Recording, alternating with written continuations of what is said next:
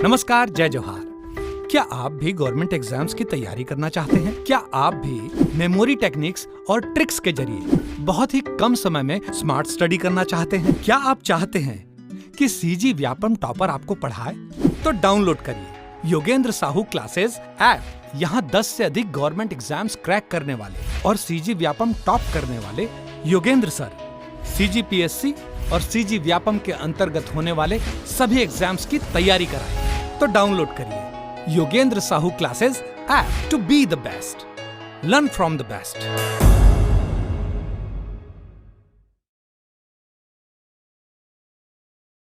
कोई भी सपना साकार करने के लिए सबसे जरूरी है सही कोच का होना। चुनिए Yogendra Sahu classes first rank को और करे अपने सीजी व्यापम सीजीपीएससी का सपना साकार। Download the app now. नमस्कार दोस्तों, स्वागत है आपका योगेंद्र साहू ऑनलाइन क्लासेस में। आज हम अपनी इस छत्तीसगढ़ की सीरीज़ को आगे बढ़ाते हुए आगे बढ़ते हैं, जिसमें हम छत्तीसगढ़ के नामकरण के बारे में पढ़ेंगे। छत्तीसगढ़ का नामकरण का एक अपना इतिहास रहा है। समय समय पर इसे अलग अलग नामों से पुकारा जाता रहा है, तो उसी को हम पढ़ते हैं, जो कि एग्ज़ाम की दृष्टि से भी बहुत महत्वपूर्ण है। तो मैं आपको पहले जो इम्पोर्टेंट पॉइंट है उसको बता देता हूँ, जो एक जगह है। तो छत्तीसगढ़ के जो प्राचीन नाम थे, प्राचीनकालीन जो नाम थे, वो अलग अलग समय में अलग अलग थे, जैसे कि वैदिक काल, रामायण काल, महाभारत काल, गुप्त काल, कनिंघम हो गए, और जो ह्वेनसांग चीनी यात्री थे उन्होंने इनका क्या क्या नाम रखा। तो हम देखते हैं, जो वैदिक काल में जो दक्षिण छत्तीसगढ़ था, उस क्षेत्र को दक्षिक दिक कहा जाता था। दक्षिण छत्तीसगढ़ को दक्षिक दिक कहा जाता था वैदिक काल में। दक्षिक दिक नाम भी थोड़ा अटपटा है, तो वैदिक काल से आप उसको रिलेट कर सकते हैं दक्षिक दिक करके। फिर रामायण जो काल था, रामायण काल में इसका नाम दक्षिण कौशल और दंडकारण्य क्षेत्र। दक्षिण कौशल कौन सा क्षेत्र? जो आपका मध्य छत्तीसगढ़ और उत्तरी भाग है वो। और जो दंडकारण्य कौन सा क्षेत्र? तो ये बस्तर के क्षेत्र को उस समय दंडकारण्य कहा जाता था। फिर महाभारत काल के समय इसे प्राग कौशल या कौशल, तथा जो बस्तर का क्षेत्र है उसे कांतार कहा जाने लगा। उसी प्रकार गुप्त काल में इसे कौशल या दक्षिणापथ कहा जाता था, और बस्तर के क्षेत्र को महाकांतार कहा जाता था। कनिंघम के अनुसार छत्तीसगढ़ महाकौशल और जो बस्तर का क्षेत्र है, जो दक्षिण छत्तीसगढ़ का क्षेत्र आता है, उसे दंडकारण्य ही कहा गया। अब एक ह्वेनसांग चीनी यात्री जो भारत भ्रमण पर आए हुए थे, उन्होंने जब छत्तीसगढ़ क्षेत्र की भी यात्रा की, तो उन्होंने अपनी रचना में छत्तीसगढ़ का नाम किया सलो दिया। किया सलो। तो ये नाम आपको याद रखने हैं। वैदिक काल में छत्तीसगढ़ को दक्षिण दिक कहा जाता था। रामायण काल में मध्य क्षेत्र को दक्षिण कौशल और बस्तर क्षेत्र को या दक्षिण क्षेत्र को दंडकारण्य कहा जाता था। उसी प्रकार महाभारत काल है, उसमें कौशल या प्राग कौशल तथा जो बस्तर का क्षेत्र उसे कांतार कहा जाता था। गुप्त काल में कौशल या दक्षिणापथ और बस्तर के क्षेत्र को महाकांतार कहा जाता था। कनिंघम के अनुसार महाकौशल, दंडकारण्य, और ह्वेनसांग ने अपनी यात्रा वृत्तांत में किया सलो नाम दिया है। किया सलो। अब ये नाम किस आधार पर पढ़े, इससे रिलेटेड कुछ कहानी, किस्से या फिर अलग अलग बुक के आधार हैं, उस आधार को मैं आपको बताता हूँ। जो मुख्य पॉइंट वही थे जो मैंने आपको याद कराया, बट वो कहाँ से आए इसके बारे में भी आपको मैं थोड़ा थोड़ा जानकारी दे देता हूँ। तो जो रामायण काल है, उस समय दक्षिण कौशल कहा जाता था। तो ये रामायण काल के समय जो हमारा छत्तीसगढ़ क्षेत्र, वहाँ एक राजा भानुमंत का शासन हुआ करता था। तो उनकी एक पुत्री हुआ करती थी भानुमंत की पुत्री भानुमति, जिसका विवाह हुआ था दशरथ के साथ।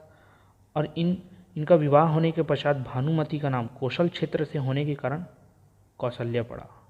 कौशल क्षेत्र से होने के कारण कौशल्या पड़ा। तो वहाँ से इसके बारे में जानकारी मिलती है कि रामायण काल में इस क्षेत्र का नाम कौशल था, और इसके उत्तर भाग को उत्तर कौशल और दक्षिण भाग को दक्षिण कौशल कहा जाता था। ठीक है, तो यहाँ दक्षिण तरफ भानुमंत का राज्य होने के कारण इसे दक्षिण कौशल रखा गया था। फिर और ये जो क्षेत्र था वो भानुमंत की कोई भी पुत्र न होने के कारण दशरथ के राज्य क्षेत्र में शामिल हो चुका था। अब जो साहित्यिक लेख में इसका प्रथम वर्णन जो मिलता है वो पाणिनि के अष्टाध्याय में मिलता है। दक्षिण कौशल शब्द का साहित्यिक रूप से प्रथम बार प्रयोग, तो साहित्यिक रूप से प्रथम बार प्रयोग पूछा जाए तो पाणिनि के अष्टाध्याय में मिलता है। ठीक। अब उसी प्रकार आगे देखते हैं कि कौशल एवं उत्तर कौशल कैसे नाम पड़ा। तो जो कालिदास थे, महान कवि कालिदास, उनकी रचना थी रघुवंशम। रघुवंशम उनकी रचना थी जिसे उन्होंने यहीं छत्तीसगढ़ में सरगुजा क्षेत्र में, सरगुजा की पहाड़ियों में, रामगढ़ की पहाड़ियों में इसकी रचना की थी।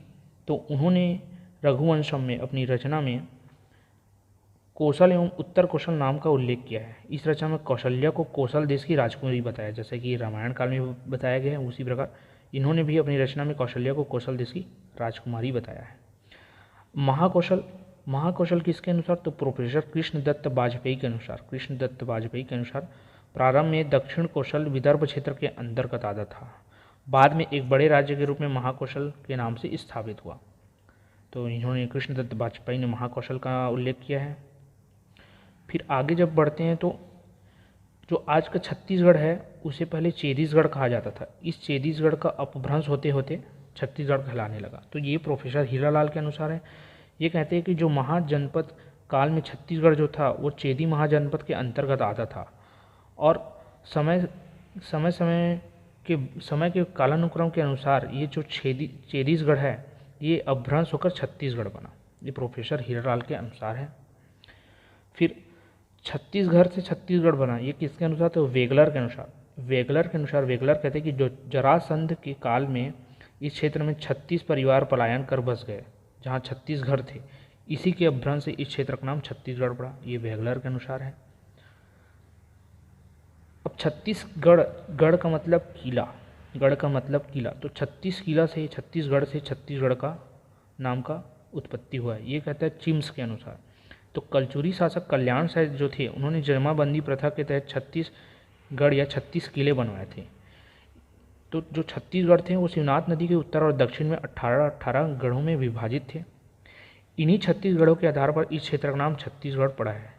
ये चिम्स के अनुसार है, जो कि अपनी व्याख्या करते हैं कि कलचुरी शासक कल्याण साय के जमाबंदी प्रथा के तहत छत्तीसगढ़ थे, जो शिवनाथ नदी के उत्तर और दक्षिण में 18 गढ़ों में विभाजित थे, और इन्हीं के नाम पर आगे चलकर इसे छत्तीसगढ़ कहा जाने लगा।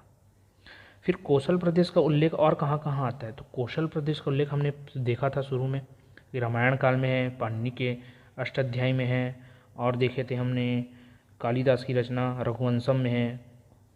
तो उसी प्रकार कौशल प्रदेश का उल्लेख और कहाँ का मिला? तो प्रयाग प्रशस्ति के अनुसार, जो प्रयाग प्रशस्ति रचना थी ये थी समुद्रगुप्त के दरबारी हरिसेन की रचना। तो समुद्रगुप्त के बारे में प्रयाग प्रशस्ति में मिलता है, जिसमें कौशल क्षेत्र में महाकांतार का वर्णन किया गया है। जो उनके विजित प्रदेश थे उनमें एक कौशल क्षेत्र था और एक महाकांतार था। ये आप हिस्ट्री में पढ़ेंगे इसके बारे में विस्तृत रूप से। तो वहाँ पर कौशल क्षेत्र और महाकांतार का नाम आता है। उसी प्रकार बालाघाट ताम्रपत्र के अनुसार, इस ताम्रपत्र में वाकाटक नरेश जो पृथ्वीसेन द्वितीय थे उनका ताम्रपत्र प्राप्त हुआ है, बालाघाट ताम्रपत्र। उसमें मैकल, कौशल और मालवा के जो शासक थे इनकी आज्ञाओं का पालन करते थे। तो ये जो कौशल क्षेत्र की बात करता है वो हमारे छत्तीसगढ़ की बात करते हैं। उसी प्रकार अड़भार ताम्रपत्र लिखा है, जिसमें पांडुवंशी शासक नंदराज का है। इस ताम्रपत्र में तिवरदेव को कौशल व उत्कल का अधिपति कहा गया था। ये सब हिस्ट्री में आगे हम इसे डीप में पढ़ेंगे तो और ये अच्छे से क्लियर हो जाएगा। एहोल अभिलेख है, एहोल अभिलेख पुलकेशिन द्वितीय का था, चालुक्य शासक पुलकेशिन द्वितीय का। उसने भी अपने अभिलेख में कौशल एवं कलिंग क्षेत्र का उल्लेख किया है। दशावतार मंदिर का लेख है, जो राष्ट्रकूट शासक दंती दुर्ग का अभिलेख है, दशावतार। इसमें एलोरा स्थित इस लेख में भी कौशल और कलिंग क्षेत्र का उल्लेख है। तो अलग अलग राजाओं के अभिलेखों में भी कौशल क्षेत्र का वर्णन आता रहा है। तो उसी के आधार पर इस क्षेत्र को कौशल भी कहा जाता रहा है। अब अन्य जो अभिलेख है वो आप देखेंगे कि चोल नरेश राजेंद्र प्रथम हो गए, इनके कौशल नाडु और ओड्र विजय अभियान का उल्लेख है, जब जिन्होंने अपने अभियान में विजय हासिल की थी उसके बारे में उल्लेख दिया है।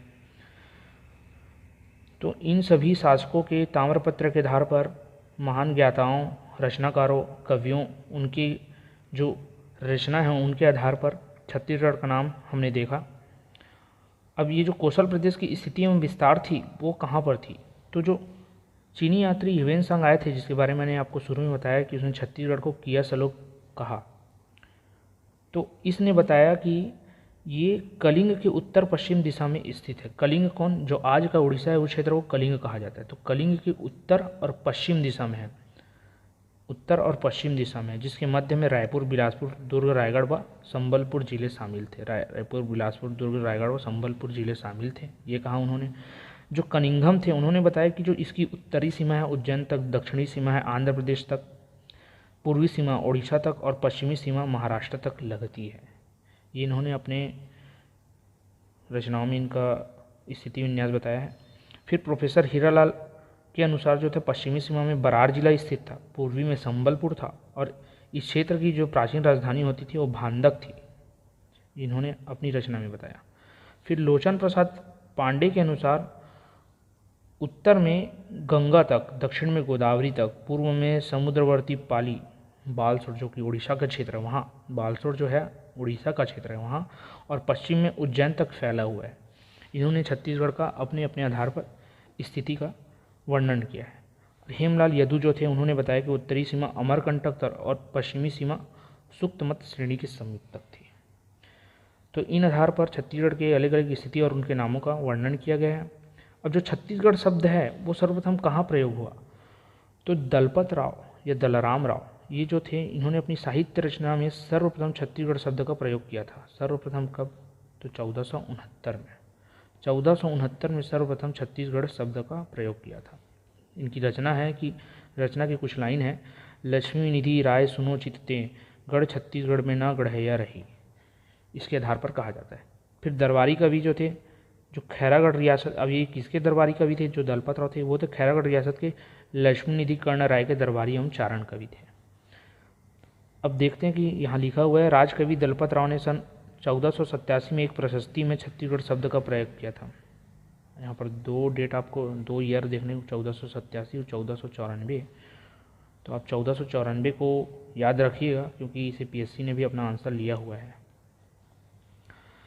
फिर कवि गोपाल मिश्र, इनकी रचना में खूब तमाशा जो थी, इनकी रचना जो खूब तमाशा थी 1679 में, इसमें उन्होंने अब खूब तमाशा में छत्तीसगढ़ शब्द का प्रयोग किया था। और ये दरबारी कवि थे किसके, राजा राज सिंह के, शासक राज सिंह के दरबारी कवि हुआ करते थे। फिर जो मिस्टर जेटी ब्लंट थे, ये अपने यात्रा वृत्तांत में बताते हैं 1795 में कि बिलासपुर गजेटियर, इन्होंने अपने यात्रा वृत्तांत का वर्णन बिलासपुर गजेटियर में किया था कि छत्तीसगढ़ क्षेत्र का वर्णन बताया था उसमें।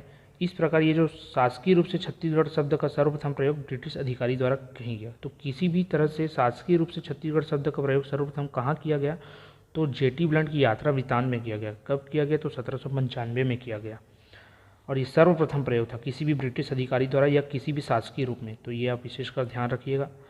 हमने दो डेट बताए अभी, कुछ डेट बताए अभी, जिसमें 1494 जो था ये सर्वप्रथम छत्तीसगढ़ी शब्द का प्रयोग किसी भी साहित्यिक रचना के आधार पर था, ठीक। और एक बताया कि सर्वप्रथम जो शासकीय रूप से छत्तीसगढ़ शब्द का प्रयोग हुआ था वो ब्रिटिश अधिकारी जेटी ब्लंट की यात्रा वृत्तांत में हुआ था। कहाँ हुआ था, बिलासपुर गजेटियर में हुआ था। और कब हुआ था, 1795 में। तो ये दो डेट आपको याद रखने, एक 1494 और 1795। इसी बीच में गोपाल मिश्र की रचना थी खूब तमाशा, जिसमें भी छत्तीसगढ़ शब्द आया था 1679 में। तो इन ईयर को आप याद रखिएगा, महत्वपूर्ण है। बाबू रेवाराम के अनुसार भी छत्तीसगढ़ के प्रथम आधुनिक इतिहासकार, जिन्हें छत्तीसगढ़ के प्रथम आधुनिक इतिहासकार माना जाता है, इनकी रचना थी विक्रम विलास, जो 1896 में आई। इसमें भी छत्तीसगढ़ शब्द का प्रयोग हुआ। तो ईयर याद करना आसान हो जाएगा क्योंकि 95, 96 और 94 वाले ही वर्ड आए। 1494 में सर्वप्रथम ये साहित्यिक रचना में आए। 1795 में ये सरकारी शासकीय रूप से किसी शासकीय अखबार में आया या फिर शासकीय पत्रों में आया, ये समझा जा सकता है 1795 में। और 1896 में भी आप याद रख सकते हैं बाबू रेवाराम के, जो छत्तीसगढ़ के प्रथम आधुनिक इतिहासकार थे। तो किसी इतिहास के बुक में आया, इस तरीके से याद रखेंगे तो 1896 आता है वो। तीनों डेट को आप याद रखना है, जरूरी है। फिर छत्तीसगढ़ के प्राचीन नामकरण जो मैंने शुरू में ही बता दिए थे, और उनका क्रम इस आधार पे था कि अलग अलग इतिहासकार, अलग अलग रचनाकार, अलग अलग महान कवियों के अपने अपने रचनाओं में उनका आधार अलग अलग दिया गया है। फिर अलग अलग राजाओं के ताम्रपत्रों में उनका छत्तीसगढ़ या कौशल राज्य कहाँ आया, उसकी स्थिति विन्यास क्या थी, उसके आधार पर बताया गया। तो ये आप एक बार और इस वीडियो को देखिएगा और इसे याद कीजिएगा। कम से कम इन डेटों को तो बहुत अच्छे से याद कीजिएगा। 1494, 1795, 1896 और ये जो यहाँ बना हुआ है चार्ट बना हुआ है, इस चार्ट को तो बहुत अच्छे से याद कीजिएगा, क्योंकि मैक्सिमम क्वेश्चन आपके यहीं से आने वाले हैं। अगर किसी भी प्रकार की आपको परेशानी हुई, अगर किसी भी प्रकार की आपको डाउट आते हैं तो आप कमेंट बॉक्स में कमेंट कर सकते हैं। धन्यवाद।